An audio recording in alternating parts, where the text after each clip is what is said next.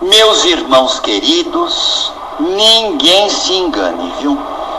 Ninguém se engane diante do tumulto do mundo. Por quê, meus irmãos? Porque esse tumulto é aparente. Essa confusão é aparente. Deus está no controle de tudo. Espíritos superiores, anjos tutelares da evolução terrena, anjos de guarda de cada criatura, mentores espirituais, estão trabalhando em uníssono, estão envidando esforços para que a evolução terrena aconteça, nesse momento de guerras e de rumores de guerras, de princípios de dores, onde tudo isso será necessário, mas aquele que perseverar até o fim será salvo. Quantas vezes, meus irmãos, qualquer um de nós, qualquer companheiro do nosso grupo, deve ter tido essa experiência de ser incompreendido na família, de ser injuriado, de ser caluniado por ter uma religião. Jesus mesmo já previu isso. Entretanto, aquele que perseverar até o fim será salvo. Ou seja, aquele que for firme, aquele que investir no amor, aquele que continuar investindo na bolsa de valores da vida. Porque o investimento na bolsa de valores da vida é a melhor garantia para que possamos salvaguardar a nossa tranquilidade nesses tempos de pandemia, de início de dores, de guerras e de rumores de guerras. Portanto, meus irmãos, não caminhamos para a confusão, não caminhamos para a anarquia, não caminhamos para a bagunça, não caminhamos para a desordem, mas nós estamos caminhando sim para um mundo melhor. Porque aqueles que lutam pelo bem, aqueles que lutam pela ordem, aqueles que dizem sim ao trabalho com Jesus, aqueles que lutam pela preservação dos grandes valores morais que valorizam a vida, aqueles que lutam pela beleza, pela arte, pela cultura, pela bondade e pela fraternidade, esses, meus irmãos, serão os grandes vencedores. E no Sermão da Montanha, Jesus mesmo já dizia: bem-aventurados os mansos e pacíficos, porque eles herdarão a terra. Bem-aventurados os misericordiosos, porque eles alcançarão misericórdia. Bem-aventurados os pobres de espírito, porque deles é o reino dos céus. Portanto, a vitória, meus irmãos, acontecerá. A vitória é dos lutadores. Os pacíficos herdarão a terra. E que terra é essa, meus irmãos? A terra transformada, a terra evoluída, a terra do terceiro milênio, que está sendo construída dia a dia. E não é, meus irmãos, um vírus invisível que vai paralisar o trabalho da evolução espiritual.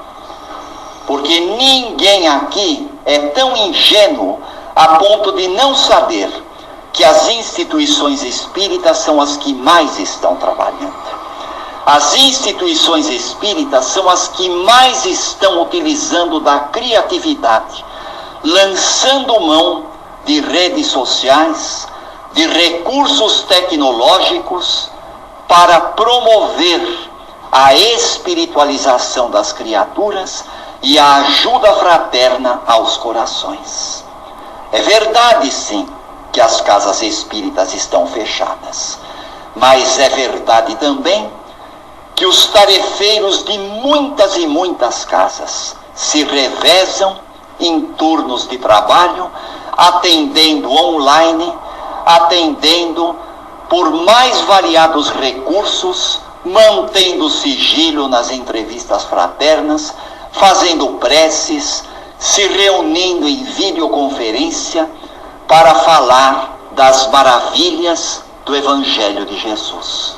Por isso, os pacíficos herdarão a terra. E os baderneiros, meus irmãos, aqueles que não querem saber de trabalhar, aqueles que estão contra Jesus e que persistem no mal, os arruaçadores, os arruaceiros, os fazedores de bagunça, serão transferidos para outros mundos que estejam de acordo com a condição mental desses filhos de Deus. E isto acontecerá pela ação compulsória da morte, da desencarnação. Porque contra a desencarnação, meus irmãos, não existem recursos, não há pílulas milagrosas, não há transplante e nem dinheiro que pague. Por isso, o mundo se renova pela sucessão das gerações. Portanto, meus irmãos, nós estamos sim no final dos tempos, mas são os finais dos tempos de corrupção, final dos tempos de mentira, final dos tempos de arrogância, final dos tempos de desordem administrativa, final dos tempos de tudo que deprime, de tudo que infelicita, de tudo que atrapalha, de tudo que desgoverna o caminho das criaturas. Dando continuidade ao nosso estudo, meus irmãos, nós poderíamos perguntar: quantas civilizações já passaram pela Terra? Mais de 20 civilizações já passaram e desapareceram da Terra. Quantas civilizações milenares, meus irmãos, foram reduzidas a pó? Inúmeras, milhares. Tudo passa, meus irmãos. Tudo nessa vida passa. Mas a vida continua o seu curso triunfante. O Espiritismo, meus irmãos, nos ensina a existência de uma ordem natural das coisas, proclamando que na natureza tudo é solidário, tudo se encadeia, tudo se liga, desde o átomo até o arcanjo, numa sucessão perfeita e natural dos acontecimentos. Portanto, o Espiritismo nos ensina que esta hora do mundo, meus irmãos, é uma hora de luta, é a hora do remédio amargo que restitui a saúde das criaturas. Às vezes a gente vai ao médico, não é mesmo? Este que vos fala mesmo, que já não é tão jovem assim, que já tem 6 décadas nas costas, já tem seus probleminhas de saúde, já tem as suas intercorrências, e às vezes um remedinho amargo, um remedinho chato, um procedimento chato de fazer, mas é esse remédio amargo, é esse procedimento chatinho, é essa cirurgia dolorosa que tem a capacidade de restituir a saúde das criaturas. Portanto, meus irmãos, o terceiro milênio é esta hora de trevas que antecedem a luz de uma linda aurora, a aurora de um lindo amanhecer, a aurora de uma madrugada de esperança, onde a gente perceberá que todo aquele que lutou alcançou a vitória, todo aquele que lutou se renovou. E para tirar toda e qualquer dúvida, meus irmãos, deste tempo que nós estamos passando, basta nós estudarmos atentamente o Evangelho segundo o Espiritismo e também o Livro dos Espíritos, que nos deixarão muito tranquilos nesta hora de guerras e de rumores de guerras. E para corroborar o nosso estudo, meus irmãos, nós vamos até o livro do Apocalipse. Apocalipse é uma palavra grega que significa revelação. É o último livro do Novo Testamento na Sagrada Escritura. Aliás, um livro recebido mediunicamente por João Evangelista, quando estava na ilha de Patmos. Esse livro do Apocalipse, um livro rico de simbologias e de alegorias, foi recebido mediunicamente do plano espiritual por João Evangelista.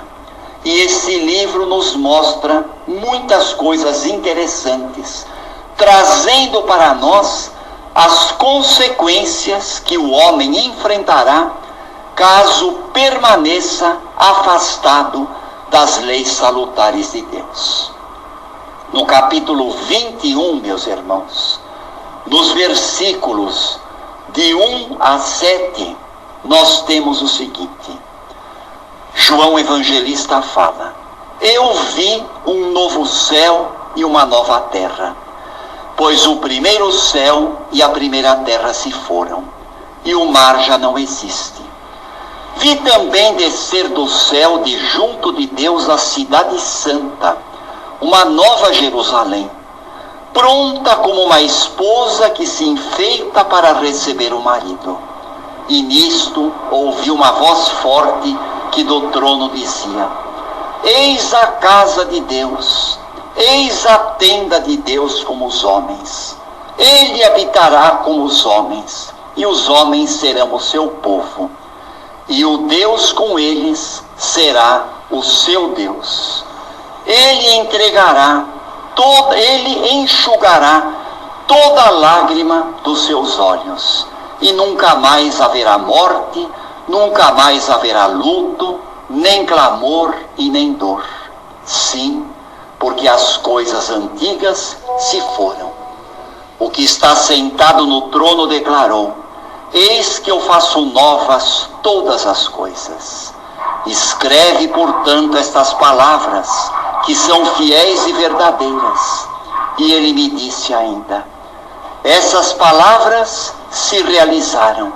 Eu sou o Alfa e o Ômega, o princípio e o fim. A quem tem sede, eu darei gratuitamente a fonte da água viva. O vencedor receberá esta herança, e eu serei o Deus, e ele será o meu filho. Portanto, meus irmãos, esta Jerusalém celeste é a terra renovada. A cidade santa é a cidade que se faz no interior de cada um dos nossos corações.